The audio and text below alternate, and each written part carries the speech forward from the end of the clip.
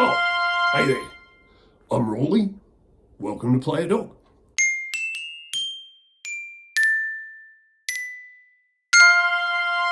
You caught me preparing a delicious sandwich for my lunch. A little ham, some mustard, and a peppy portion of my preferred pickles, pt.3.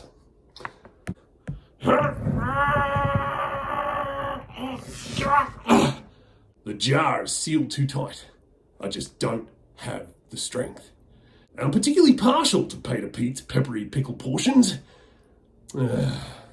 Poop. Anyway, today's discussion concerns what's actually one of my favourite modern board game mechanisms. He is peckish for a provision of these particular pickles.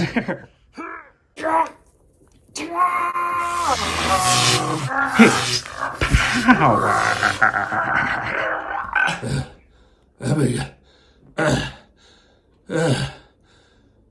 Deck building. Of all the game mechanics we can explore in this series, deck building has likely had the most meteoric and sprawling rise. Although only 2 decades old, it's grown from the gimmick of a single game to a bedrock of the gaming spectrum. At their heart, all deck builders are shaped around 2 abiding rules. 1, each player has to have their own deck of cards, and 2, that deck has to be developed over the course of play. Now, that cold description fails to convey the enormous impact that these ideas have had on the history of board games. But it was, in a real sense, an evolution. So before we talk about the proverbial mutant fish of deck building, we should probably get an idea of the primordial ooze out of which it first crawled onto land. For hundreds of years, innumerable games have revolved around playing hands of cards. There are trick-taking games like Bridge, that game that made your grandmother sigh and roll her eyes whenever you led with an ace. There are matchmaking card games like Rummy, that game part of you still thinks must be played by pirates. There are games where you try to build the best hand with which to play, like Skat, colloquially considered the national game of Germany, and Poker, colloquially considered the national game of cosplay cowboys. But all of these games largely fall under the broad mechanic of hand management.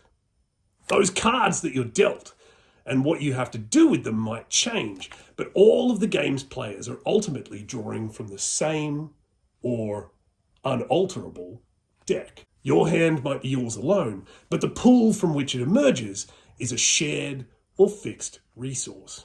There are even games like Magic the Gathering, which, while superficially looking like a deck builder, don't fit the description because, in a real sense, your personal deck comes to the game pre-built. You've already decided before you start how many warty Wangro wizards you'll be using in your strategy, and there's no way to add any more once the first hand of cards is dealt. Pro tip, if you have less than 5 warty Wangro wizards in your deck, you've already lost. And for generations it was thus, a recursive loop, cards moving from hand to hand, dealt and regathered, fondled and bent, corners wearing with age. The deck, a static resource, unalterable in play, an ode to the inexorable decay of linear time. Until in 2008, everything changed. There are 2 schools of thought on how this came to be. The first theory is that in the month of September 2008, a particle accelerator called the Large Hadron Collider was turned on. And in that moment, the universe as we knew it was instantaneously split into a multiform web of crisscrossing boundless possibility. By unlocking the unfathomable potentiality of a cosmos unbounded by the laws of known physics, by staring into the wondrous, incomprehensible void of the infinite, multiplicity became the norm. Everybody was granted their own deck of cards, their own Spider-Man film, an annoying suspicion that the Berenstain Bears was somehow spelled wrong. The second theory is that in 2008, designer Donald X. Vaccarino published his game Dominion, and that it proved to be very popular. Yeah, That's what they want you to believe! The truth is out there! With the release of Dominion, deck building emerged fully formed. And seemingly overnight, it proved to be a sensation. The game's premise is that you're a young member of the medieval gentry. Having inherited some land and a small fortune, you're tasked with developing your own squalid feudal village, filling it with the entire cast of Monty Python and the Holy Grail. Burly thugs, bloated bureaucrats, witches, goblins, some kind of work experience golem, and all manner of fascinating varieties of plague. On your go, you draw a hand of 5 cards, and you play as many of those cards as you choose, triggering the actions indicated. But where the true genius of the design emerges is that unlike previous card games, there isn't just one draw deck. Everyone playing the game starts with their own. They have their draw deck and their discard pile, and all the players have the opportunity to shape that deck as the game proceeds. What this means is that while your starting deck is at first only filled with some copper coins and a smattering of reputation, with it you'll soon begin purchasing cards from an open market. Having offered your bribes or built your buildings, those new cards, along with any unused remains of your hand, get dumped into your discard pile, all of which is eventually gathered up, reshuffled, and turned into the draw deck for future rounds. So as the game proceeds, your slim starting deck starts to fill out with new actions and new currencies. More chances to gather prestige, more opportunities to expand your land, more promise, more power. His power. His pulse percolates with portentous power. Consequently, each player's deck develops on its own fascinating trajectory, all directly dependent upon the compound decisions that every player makes. Feisty, aggressive decks filled with ruffians and witches that harass your opponents.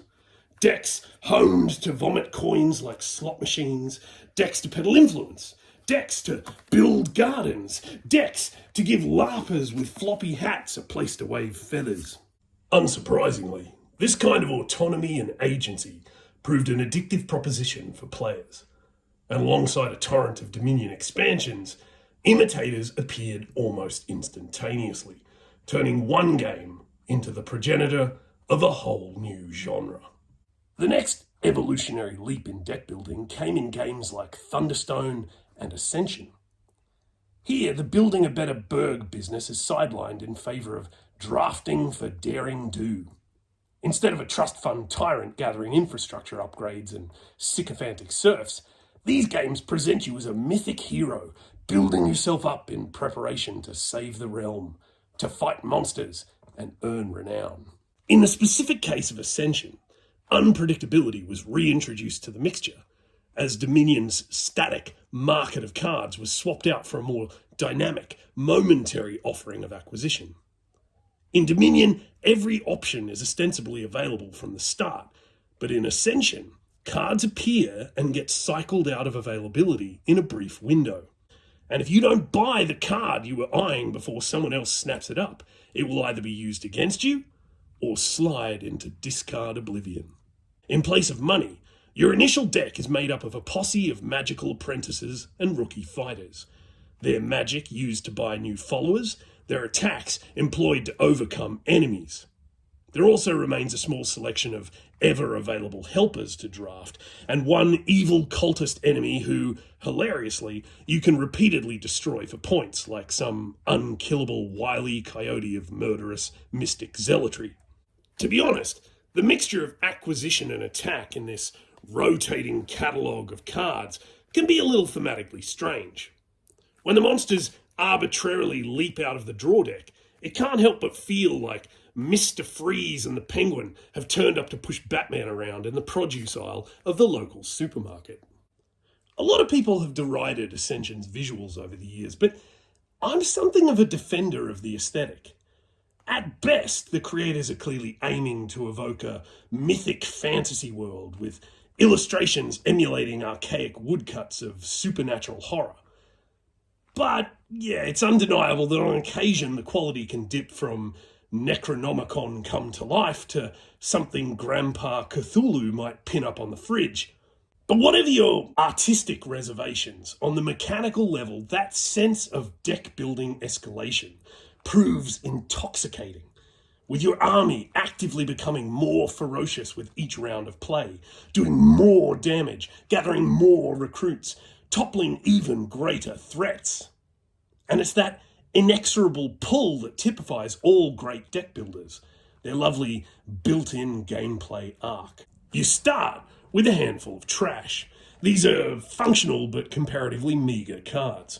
Pathetic. Utilising those underpowered beginnings, each round becomes a scramble to make the most mileage out of the little engine that you have. Do you buy several smaller cards to get a flurry of smaller actions lined up in the next shuffle? Or do you spend it all in one gargantuan card that's going to be less reliably appearing, but a heavy hitter when it does? In this sense, deck builders play out in two time frames simultaneously. You're trying to do the most with the hand that you're dealt, leaping on the best momentary opportunities to purchase or punish, but you're also laying the foundations for your deck's evolution. You effectively work parallel in a present and future tense, like some cold, convoluted Christopher Nolan film that you keep telling yourself you understand, despite the fact that your brain starts to cry and claw its way out of your skull whenever you try and explain the plot to a friend. Everything becomes an exciting negotiation with your future self. What will future you need? Will they forgive you the loss of a resource if you have to use it now? Were they ever able to figure out what was going on at the end of Tenet? Well, the whole operation was the temporal pincer. Yeah, but what does that mean? I don't know. While all of this might sound like a recipe for analysis paralysis, the beauty of deck builders is that in reality they streamline your strategies. On any given turn, you have only the cards in your hand and the cards in the pool to worry about. And that's it. So the game remains reactive and lively, with a sense of immediacy that cuts through the attempts to plot out some four-dimensional master plan.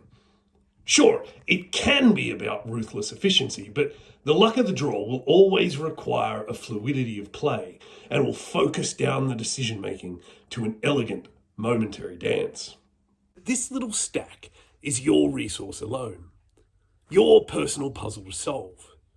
It's like a heartbeat, shaping your game and the way that you respond to it. The two of you have to work in tandem, trying to adapt to each other's quirks and requirements. After Ascension came games like Star Realms that stripped deck building down to its core. Gone were the multiple players simultaneously hiring heroes to attack the creatures emerging from the deck. Now that market pool was a purely functional conveyor belt of purchases with which to buff yourself and attack your opponent directly. Deck building was no longer a competitive race, but a combative blood sport. And games didn't end with a respectful counting of victory points, but an imploding ball of flame. And from this point on, deck building expanded out with the intensity and breadth of the Big Bang. I told you. Suddenly there was Hero Realms, and Shards of Infinity, and Eon's End, and legendary encounters Alien, X-Files, Marvel, James Bond, Firefly, Predator, Buffy, Big Trouble in Little China, with stop-offs in Middle-earth, Hogwarts, Waterdeep, Konoha, Equestria, Angel Grove, and Jump City. There was Clank, and The Hunger, and Heroes of Metro City, and Fort, and Undaunted, and Paperback, and Dune Imperium, and Cry Havoc, and Rococo, and Abandon All Artichokes, and Cowboy Bebop, and Flip City, and Great Western Trail, and Rescuing Robin Hood. I've never seen anything like this.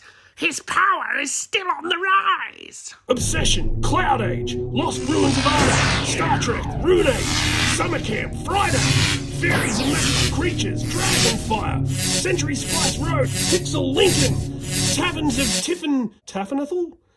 of Tiffany's Tavern, and whatever this is. Squeamo! What does the scouter say about his power level? Squeamo thinks it's over 9,000, Mr. Pater. 9,000?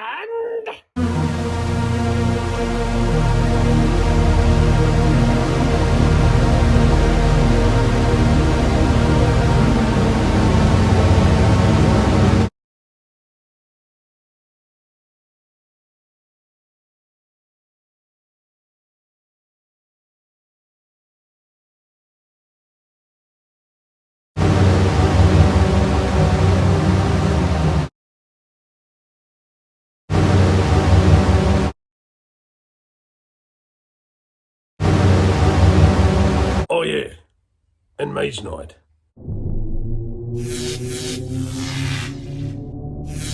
Oh wait, I forgot to do the component segment.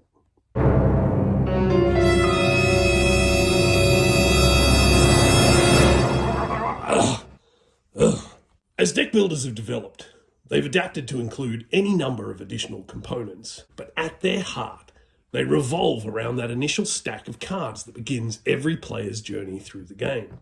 But for obvious reasons, they often go overlooked. But to me, it's that thankless role that makes them so fascinating.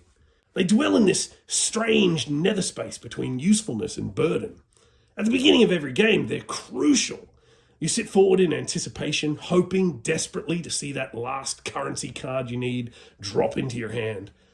But as the game proceeds and you're flush with cash, inflation has rendered these same cards more a hindrance than a help.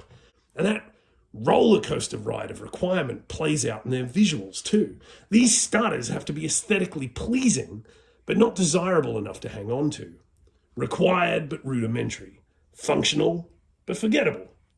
They're the definition of inconspicuous utility. It's a beauty pageant of mid. Contestant number 1 is Dominion. In Dominion, the starting currency is coppers. By game's end, once you've acquired other, better means of generating money, every one of those coppers becomes loose change weighing down your coin purse that you'll want to fling into the nearest well. Starter deck rating, 2 stars. Contestant number 2 is Vikings Gone Wild. In Vikings Gone Wild, your clan of mangy marauders at first have only the most crucial of supplies with which to go pillaging. 2 warriors, who are more beard than man, 2 gold bars, and 6 beers? That's a 3-to-1 ration of beers and humans. The art is therefore playful caricature and makes the whole Clash of Clans premise feel more like a drunken pub crawl that escalated to cultural genocide because someone wouldn't share the karaoke machine. 3 stars. Oh, the DC Deck Builder Confrontations comes loaded with a mysterious contradiction. The game is about developing your own inimitable, transcendent clash of demigods, but everyone has to put up with Aquaman gumming up their opening hand. Meanwhile, Wonder Woman appears to be headbanging at a rave party with off-brand Loki. 1 star.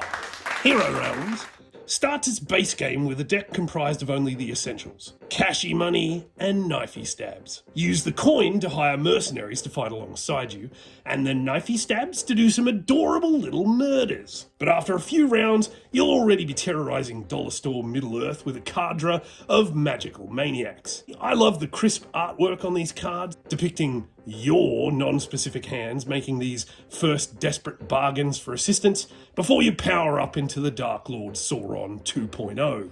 4 out of 5 stars. Ascension. 0 stars. And lastly, the game Friday. Single-player only deck builder by Friedman Freeze that tasks you with playing the titular role of Friday, the companion of literature's most famous shipwrecked hermit, Robinson Crusoe. In this version of the tale, Crusoe is a complete idiot, and you are both his guide and nursemaid. And that means trying to keep him from dying horribly as he wanders about like a toddler into physical danger. Which is to say, you will come to hate this deeply dim-witted man and his knack for mindlessly murdering himself. 5 stars. Perfection. It's probably worth mentioning here that there are other varieties of deck building that push the technical definition, but keep the spirit of the form. There are games like Mystic Vale, in which not only is the starter deck being upgraded, but the individual cards themselves. Using a technique of sleeving, each starter card can take on new powers and possibilities, even physically changing its design. Then there's the whole other offshoot of bag builders, where other than being dealt cards, you draw tokens from an unseen pile. The exact same premise applies. You start with a limited pool of actions, but you can eventually add to and upgrade the contents of your bag over the course of the game, gathering more actions, raising your powers, escalating. Examples include Warp's Edge and War Chest and Blitzkrieg and Quacks of Quedlinburg. and Altiplano, and Dice Settlers, and Coffee Roaster, and Talisman Legendary Tales, and Wonderland War. This presumptive pupil presumes to prove his proliferating powers over my pickles. And Meeples and Monsters and Hyperborea and Magecraft and Masters of the Galaxy. His preemptory protest portends a polluting of the preordained. Team Pros and coins and a crown and automobiles. Preposterous! The prophecy!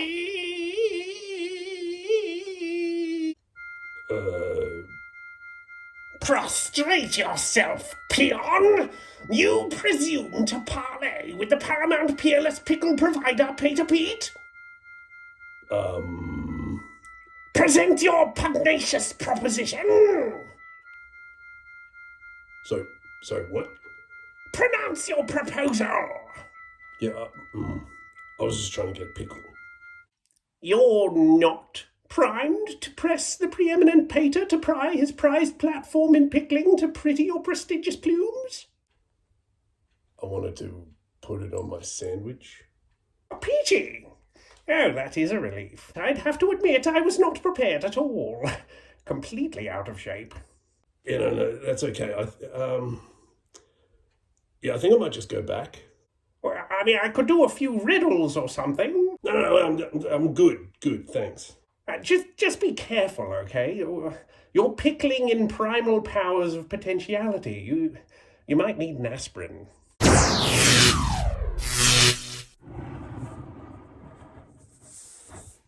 But if I had to offer a suggestion for the best and most adaptable introduction to the deck building experience, there really is no finer option.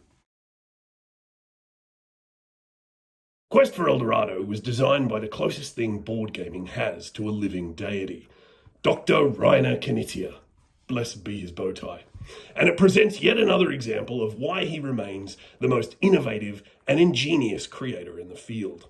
Throughout his career, Dr. Knizia has become a master of boiling down game mechanics to their base elements, exposing what makes these systems compelling, and rebuilding a framework that enables players to take ownership of these mechanics, to make dynamic, consequential decisions in their play.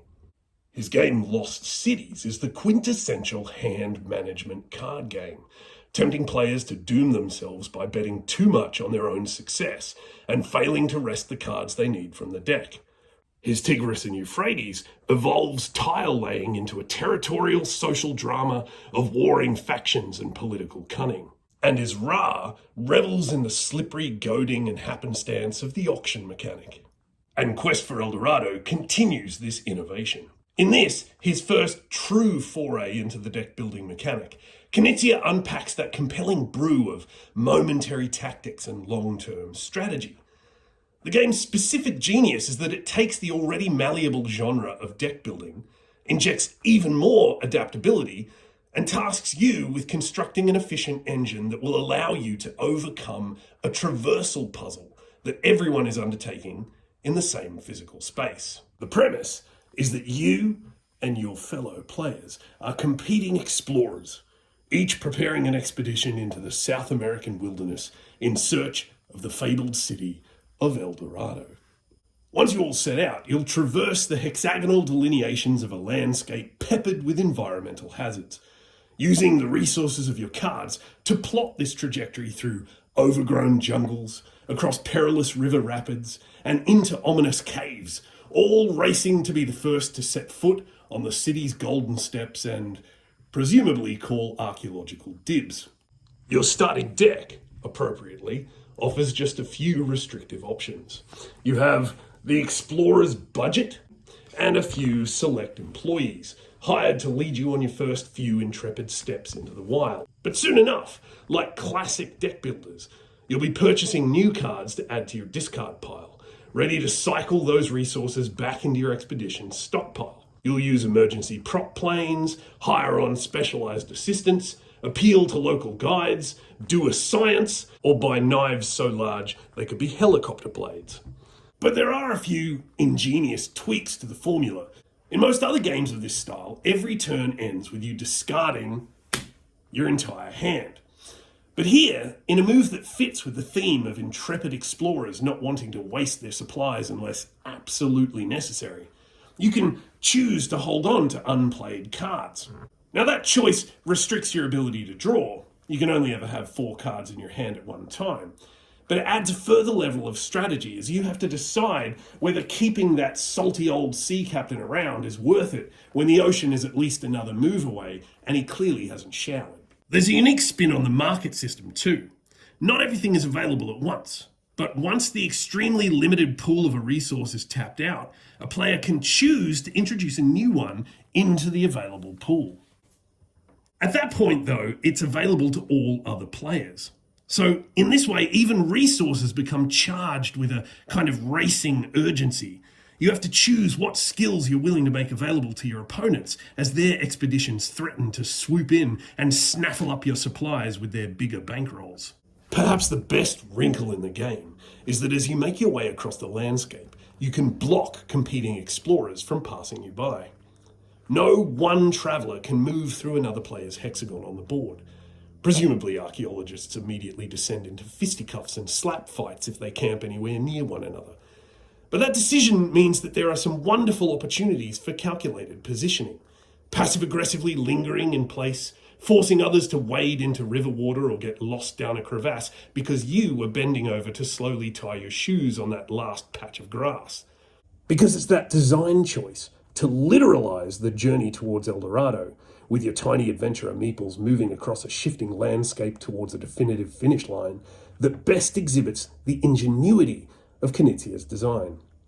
In placing El Dorado on the map, whichever version of the map you employ, either one suggested in the instruction manual or a trail that you are completely free to dream up on your own, Knizia solves one of the unspoken problems of deck building that's threatened the genre ever since its inception: the potential anticlimax of the endgame.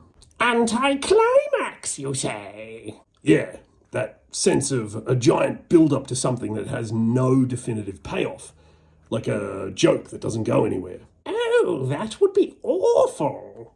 Exactly. I mean, that would be a complete waste of everyone's time. Yeah, tell me about it. But in El Dorado, there's no danger of that, because you're no longer building your deck in order to amass abstract points or to collect energy shards or simply trying to bludgeon your opponent into avoided bloodstain of whatever. Here, there is a definitive end point. And how you get to that point, through preparation, through fortune, through rat cunning, is entirely up to you. Having the city beckon you onward, tantalizing you with every turn, you're left constantly feeling that desire to push forward, to spend those cards on movement when they might be better used to gather more resources for a more focused effort later on. In the moment-to-moment play, you have to make smart tactical decisions about what to deny your opponents in the marketplace, where to best situate yourself to block or overtake them. But on the larger scale, you have to strategize your long-term goal, best equipping yourself for that final push you'll have to make for those mythical golden steps. The art in the original printing of the game is charming enough, but the version pictured here, illustrated by Vincent Dutray, is a sumptuous delight. The game's tone steers lovingly into a kind of vibrant, romantic adventure tale of yore, hazy Indiana Jones riff by way of Tintin and Studio Ghibli that might leave those unable to suspend their discomfort with the game's vaguely colonial implications at a loss. But it has just the right amount of cheesy wonder of exploration to carry me along. As a deck builder, it exemplifies and expands upon everything that makes the genre unique. As a pure board gaming experience, it might just be one of the most elegant examples of design and adaptability ever produced. It's engrossing, exhilarating, immediately accessible, and visually striking. It's a work of board gaming perfection. And look, if that's not enough, the first player token has an adorable lizard sitting on an akubra. I mean, what more do you want? For someone curious to try out the purest distillation of the deck building mechanic, I'd recommend the aforementioned Star and Hero Realms. Both are ludicrously cheap, accessible, and pure uncut deck building. In Star Realms, the first released of the two, you have a sci-fi setting but almost zero world building. Unlike Star Trek, we get no sense of who these factions are, what they're fighting for, how many unconvincing lumps are affixed to their foreheads. There are space bugs, there are robo-baddies. You get to make whatever strategy and narrative you wish. Fall in love with the Blob faction, or make yourself the jabber of your own gooey galactic gulag? Go nuts. It's just as viable a plan to go all in on cosmic military as it is to whip up a bespoke pincer wing of robo-warrior shopkeeps. And since no one needs to fret over anyone's prime directive being infringed, you don't have to feel bad when you turn them all into cannon fodder to make your enemies' ships explode. Hero Realms is literally just a genre palette swap. It substitutes space warfare for fantasy fighters. You'll be unleashing rangers and wizards instead of scout ships and missiles, but in truth, I personally prefer the focus on characters and creatures more than just battalions floating in an imagistic void of space. But at its core, it's really just a case of which kind of vague tropes you want to project yourself onto. If you like green orcs in Mad Max cosplay, then Hero Realms is for you. If you like artfully rendered Star Destroyers reverse parking into blacklight spirals of cosmic radiation, then Star Realms is probably your go-to lock. Now, to be clear, this is not a deck builder. It breaks both of the necessary rules. There's no deck, and you couldn't really shape it if there were, since once a card is bought, you're stuck with it. But for anyone curious about trying the mechanic in an extremely simple, playful, sprightly landscape, Machikoro shares a lot of DNA with games like Dominion. In Machikoro, you're building your own cute little Japanese town out of a tableau of cards. A dice roll dictates GDP, and then the current player uses their cash to buy an additional building from an available architectural market. The game's fast, adorable, it offers an almost Animal Crossing vibe of whimsical capitalism, but it loses points for being a Japanese cityscape with a distinct lack of adequate seating arrangements for Godzilla. What's he meant to just sit on the cheese factory? I mean, think it through, people. And finally, special mention has to go to the exquisite Concordia. Yes, like approximately 3 million other games, Concordia is about traders in the Mediterranean. Yes, that theme feels like something of an afterthought drizzled onto the game's design with a shrug. And yes, famously, the cover once looked like this. But I am utterly besotted with this game. The way in which it uses its limited resource of action cards, which you must lay down, collect, and add to in order to advance across the trade routes of ancient Rome, is elegant in a way that few other games can emulate. And it refines its deck-building core into a graceful ballet of territory and timing. It's a game of depth and refinement, of poise, and I will always come to its defense. Well, that's all for today's episode of Play a Dog, and this discussion of the deck-building mechanic. If there are any other deck builders you think are worth exploring, let us know in the comments below, and don't forget to like and subscribe. Let the engagement flow through you. Let the algorithm grow strong, gain power, become more... No, sorry, no more of that. I'm Rawley, and thanks again for watching. I'll see you next time on Play a Dog.